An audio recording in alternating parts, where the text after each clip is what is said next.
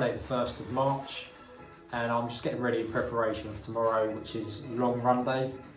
It'll be the furthest I run now prior to the Manchester Marathon, so we're looking to run 22 miles, maybe 23. I'm undecided on that last mile, I don't know why, we'll see how it goes when we're out there. But it's also what I like to call my dress rehearsal day. So all this week, tomorrow during the run, prior to the run and during the run, trying to simulate conditions as close to what they will be on the build up to the week of the Manchester Marathon and on the actual morning and day of the marathon itself. So during this week, I've been eating exactly the same way as which I will do the week prior to the marathon. So we've been eating a lot of carb-rich foods, basically carb loading, lots of fresh fruit, lots of fresh vegetables, no processed rubbish, nothing like that really, trying to keep that to a minimum. And another thing I do personally is I haven't touched meat since Tuesday, so by the time I run on Saturday I'll be about 4 days with no meat. I'm not vegetarian, I'm not vegan, and I do like meat, but it's something I played around with 2 or 3 years ago, and just me personally, it seems to benefit me on long run day. So it might be something worth trying, but it works for me, it might not work for you, give it a go anyway. So that's what we've been doing all this week in the build up, sort of fueling myself, so we're all good. Tonight, hopefully we'll get a decent night's sleep, but with the 7-month-year-old boy, Logan, might go out the window, we'll do the best we can, so we'll try and do that, get a good dinner before we go to bed, lots of rests, and go from there. What I'm going to try to do tomorrow morning is simulate the sort of time I'll get up in the morning to the time I go running, so it'll be the same as if I was doing the actual Manchester Marathon all the day. So what I mean by that, although I haven't got a start time for the Manchester Marathon yet, but I'm assuming I'll be starting around 9 o'clock. So that will mean I need to be at the event village about 8:15, about 45 minutes before, just go to the bag drop, use the toilet, things like that. Prior to that, I'm going to have about 20-minute, half an hour tram journey from the hotel. And then before I get on the tram, I normally like to be up a good hour before, just so I can get my breakfast in, etc., things like that. So what I'm going to do, I'm going to need about a 2-hour window from when I get up to when I start running. So what we do is get up at 6 tomorrow morning, get my breakfast in first thing, get all the nutrition in, get all my fluids in, get all that already. At 7 o'clock, 7:15, about an hour and 15 for when I'm up, I'll have another sort of protein bar or some sort of bar just to keep me fueled. And at that point, about 45 minutes before I go running, I won't touch any more water or any fluids, because I find if I touch any more like that, I'll need the toilet sort of about 10k into a marathon, which isn't ideal. So we'll do that, so it's close to the conditions that I'm going to have on the morning of the actual run itself. I did try simulating this for the Headcorn half marathon last month, it seemed to work well, so we'll stick to the plan, but we'll just go through it again and see how that goes. In regards to what I'm going to be wearing tomorrow, it's going to be as close to what I'm going to be actually wearing on the day. So I'm going to be wearing the same trainers, same socks and the same shorts tomorrow that I'll actually be running on the day with. Obviously on the actual Manchester Marathon I will be running a vest, but conditions don't look fantastic tomorrow, so we'll decide in the morning whether we wear the vest or not. If not, we'll wrap up accordingly depending on the weather, but we'll see how that goes. During the run itself, we want to aim for between a 4:45 and 5-kilometre average pace. Hopefully somewhere in the middle, but somewhere around there would be good tomorrow. I've purposely chose a hilly course as well tomorrow, because I know Manchester's pretty much flat majority of the way, and there's nothing major in there. So if I can hit pace on my route today, knowing there's some big hills in there, it should put me in good stead for the actual Manchester Marathon day and the run itself. In regards to fueling and nutrition during the actual run tomorrow, we're going to keep it identical to what I'm going to do with the actual Manchester Marathon itself. So my plan is to take 3 gels on as I go round. So I'll take one at 12 kilometres, second one at 22 and the third one at 32 kilometres.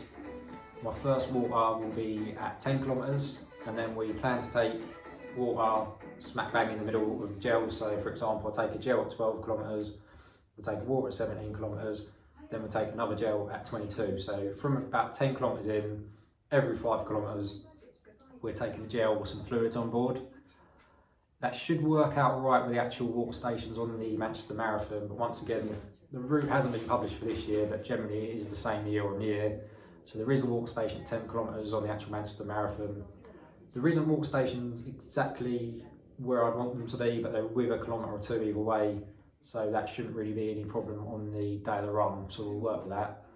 The only benefit as well, the Manchester Marathon are using Sports and Science energy gels, which are the same ones I'm using, which will be handy if, for example, I drop a gel by accident, or if I need an extra gel on the course, they're there, which is quite handy. Did flirt with the idea of not taking any gels, not carrying any gels myself, just pick them up on the course as I go, but I don't know, I don't like to leave anything to chance, so I'll carry it myself and know I've got it there in case I miss a station or something goes wrong on that front.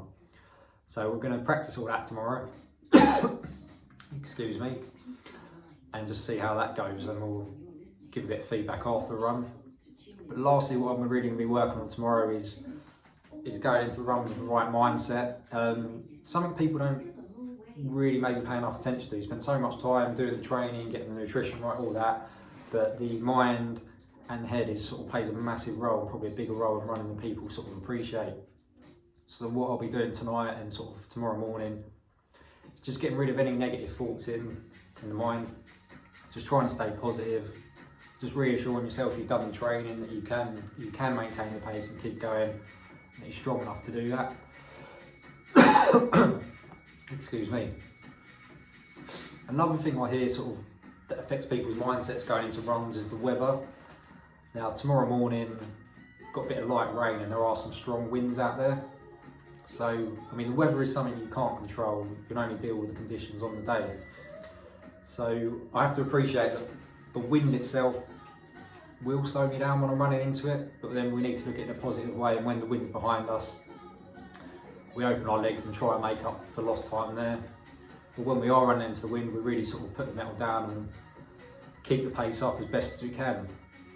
But I don't want to use the weather or anything as an excuse. It is what it is on the day, and we just have to make the best of it. And that's it really, so we'll see how it goes tomorrow. Give you some feedback after the run, and I'll see you on the other side.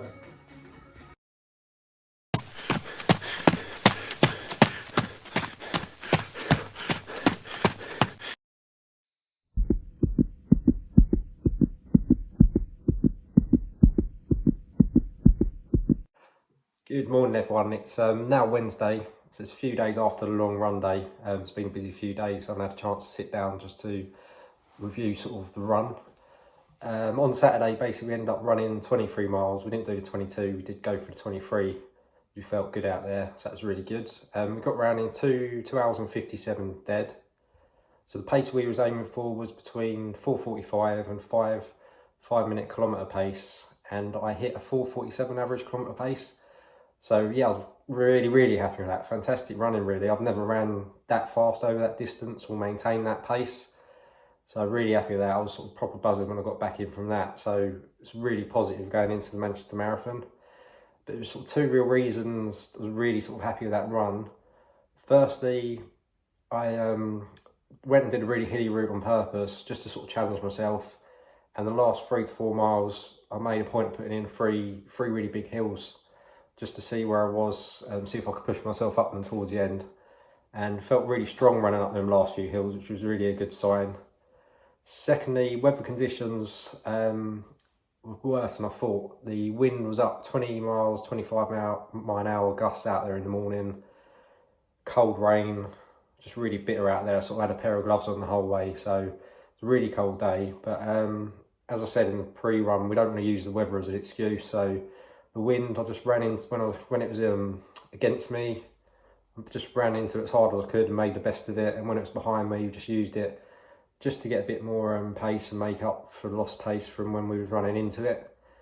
But yeah, them two things really give me a positive going into the Manchester Marathon. So now I know if I turn up on the day and the conditions are really windy, really rainy, cold, horrible, whatever, I know I can maintain the pace I want in them conditions. So as a positive, if I turn up on the day and conditions are really favourable for marathon running, we should be able to really push the pace more than what I did on Saturday. And secondly, if I can maintain that pace on a hilly course, Manchester's pretty much flat all the way, so we should be able to maintain the pace I've done on Saturday, if not really sort of go faster. So real positive, and sort of now I'm maybe rethinking what time I could do on the day. So that's really given me a lot of confidence going forward. So really happy with that. The body itself on the run felt really strong, felt really good on the day, you know. So it's proved that the fueling during the week worked. The fueling in the morning, during everything, it just worked really well. So happy with that. Because going back to previous marathon blocks when I was out running, if I'd sometimes on the longer runs we get to about 15-16 miles, and you know, you'd feel the pace, you'd feel the miles. Whereas yesterday, Saturday even, it just felt really good. Felt good all the way round, really. And I think that's probably down to the last 18 months. I've sort of come away from marathon running and went in sort of to the ultra world. So I did a first ultra of about 38 miles, and then towards the end of last year, we did my first 50 miler and first 100-kilometre run.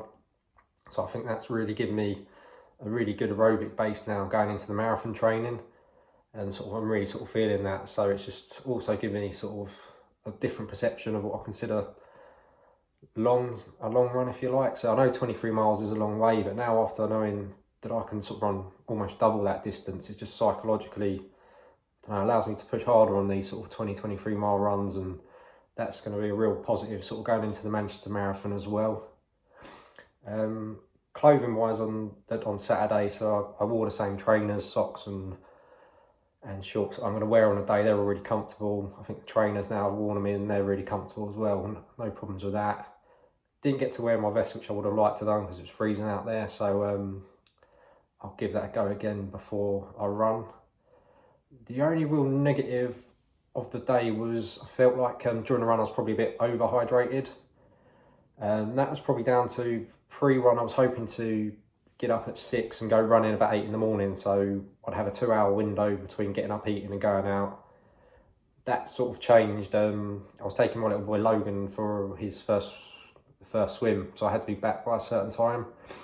So I ended up getting out of bed about 20 past 5, and then I was out running at, I think it was about 10 to 7, so I only had about an hour and a half window before getting up and getting all the hydration in. So I think I didn't have sort of put too much hydration in me, so I need to sort of have a play around with that again for the Manchester Marathon.